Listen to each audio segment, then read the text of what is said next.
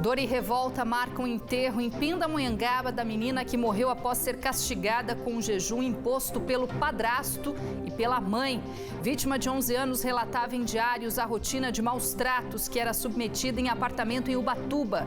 Em audiência de custódia, a justiça manteve a prisão do casal, que vai responder pelos crimes de tortura com morte, cárcere e abandono intelectual. Chuva de verão em plena primavera, temporal e granizo atingem cidades da região, mas sem registro de ocorrências graves. Outubro Rosa, na entrevista de sábado, um exemplo de superação do câncer de mama. Você vai conhecer a história de uma moradora da região que venceu a doença e hoje compartilha a própria experiência para conscientizar sobre a importância da prevenção e do diagnóstico precoce. No esporte, São José estreia em casa com terceira derrota consecutiva no Novo Basquete Brasil. A partida teve transmissão ao vivo pela Band. E na primeira partida da final do Campeonato Paulista de Vôlei, Taubaté perde no tie-break para o Campinas. Sábado, 26 de outubro, bem-vindos a mais uma edição do Band Cidade.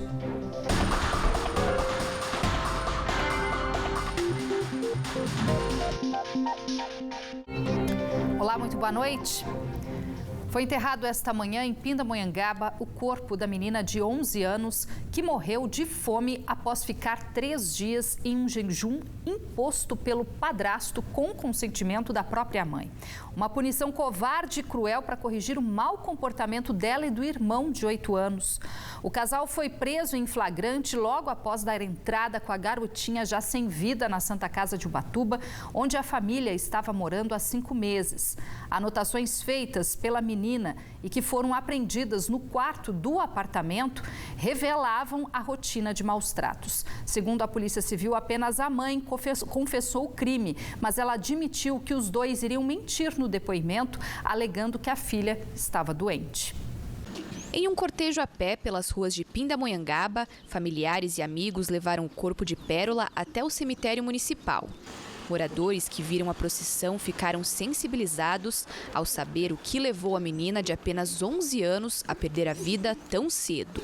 Deixar a criança sem comer de propósito, por castigo. Uma criança que precisa de toda a alimentação para poder se desenvolver intelectualmente, fisicamente, né? Com regularidade, tendo e não dá, né? É absurdo, é muito triste.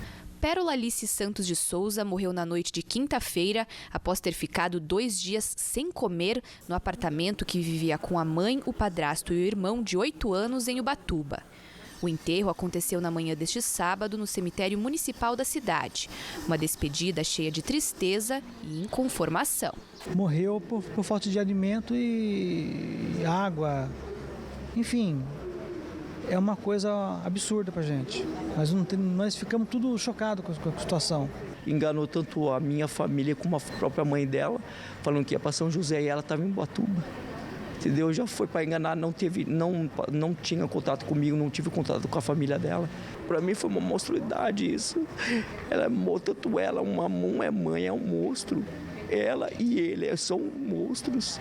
A própria mãe fazer isso com uma filha não é mãe. A menina foi levada à Santa Casa de Ubatuba pela própria mãe e o padrasto na quinta-feira e, ao ver o estado que Pérola chegou no hospital, a equipe médica acionou a polícia. De acordo com a investigação, o casal mantinha a criança presa no quarto sem comer como forma de castigo por maus comportamentos. O laudo do IML apontou que a causa da morte foi desnutrição. A polícia ainda encontrou no apartamento da família um diário onde a vítima relatava os maus tratos que era submetida. O delegado responsável pela investigação ainda revela que o irmão de Pérola também era maltratado, mas por ser mais obediente, a mãe e o padrasto eram menos rígidos nas punições. Os castigos seriam parte de um ritual religioso. O mentor era ele, tá? Ele, por uma convicção religiosa, acreditava que a Pérola se purificaria dos demônios que ele acredita que a possuíam através de jejum. Mas, a princípio, tanto o padrasto como a mãe, por essas práticas diabólicas, chegaram a essa unidade relatando que a menina sofria de quadro de anemia e por isso teria chegado naquela situação. Durante 5 meses, só em 2 oportunidades, ela deixou o apartamento. Então, além da tortura que sofreu com resultado morte, a Pérola também estava sofrendo cárcere privado e também abandono intelectual, porque ela não frequentava a escola desde o início do ano também, assim como o irmão. Pérola e o irmão de 8 anos chegaram a viver aqui em Pindamonhangaba por 5 anos com a avó materna, que teria a guarda provisória deles. Em dezembro do ano passado, a mãe teria conseguido retomar a guarda dos dois e há 5 meses passou a morar com eles em Ubatuba. Ela só ganhou a guarda para matar minha filha. Ela só fez isso porque os 5 meses que minha filha ficou sofrendo, é os 5 meses que ela levou minha filha. É os 5 meses que ela sofreu. O casal foi preso nesta sexta-feira e deve responder pelos crimes de cárcere privado e tortura com morte. Já o irmão de Pérola está no Conselho Tutelar em Ubatuba. Além de justiça, William agora pretende lutar para ter de volta a guarda do menino. Vou correr atrás do meu filho, que como eu perdi minha filha, o único ouro que ficou foi meu filho, então eu vou atrás dele, vou atrás da guarda e vamos ver o que vai dar. O casal passou por uma audiência de custódia e a justiça manteve a prisão dos dois. Aline Tainara Santos de Camargo, de 26 anos, mãe da menina, foi transferida para a penitenciária feminina de Tremembé. E o padrasto, Henry James Baldi, de 47 anos, para o CDP de Caraguatatuba.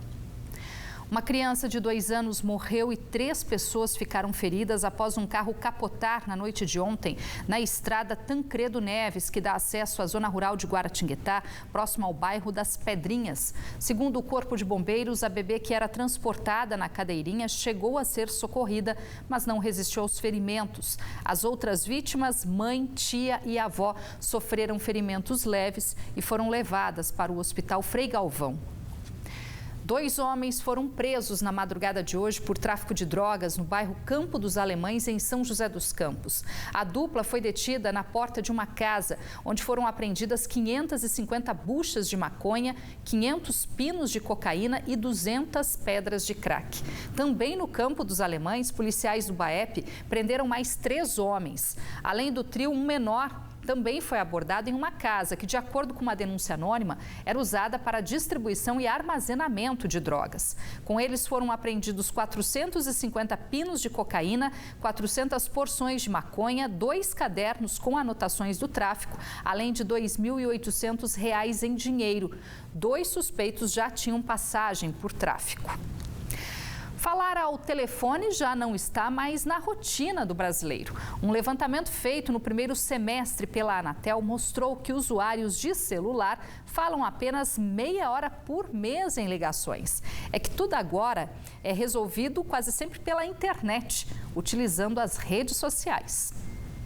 Aqui o telefone mal toca. A maioria da demanda para conhecer os procedimentos estéticos e marcar horários é realizada pelo mundo virtual. Para atender a clientela, esta biomédica passou a investir tempo e dinheiro na internet. Tem 4 anos que a gente está trabalhando com a clínica. A gente começou a perceber que a clientela começou a procurar a gente pelo Instagram, a surgir perguntas e dúvidas.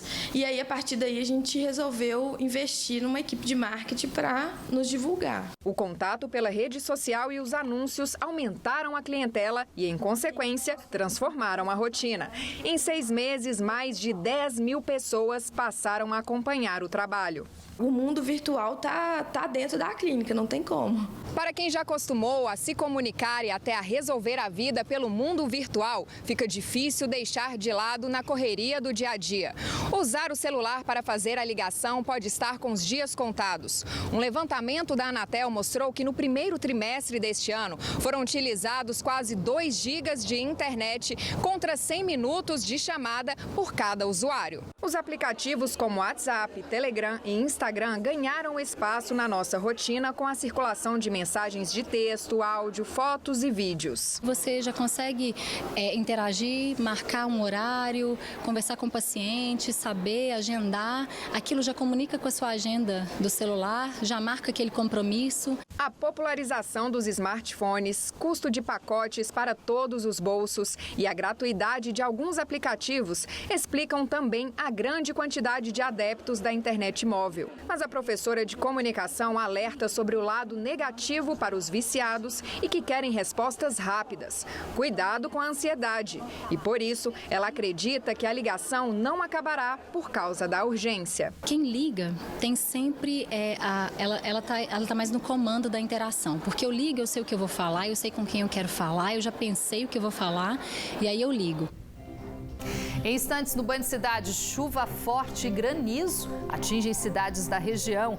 E no mês de conscientização sobre a importância da prevenção e o diagnóstico precoce do câncer de mama, a entrevista de sábado traz um exemplo de superação da doença e que hoje inspira outras mulheres em São José dos Campos.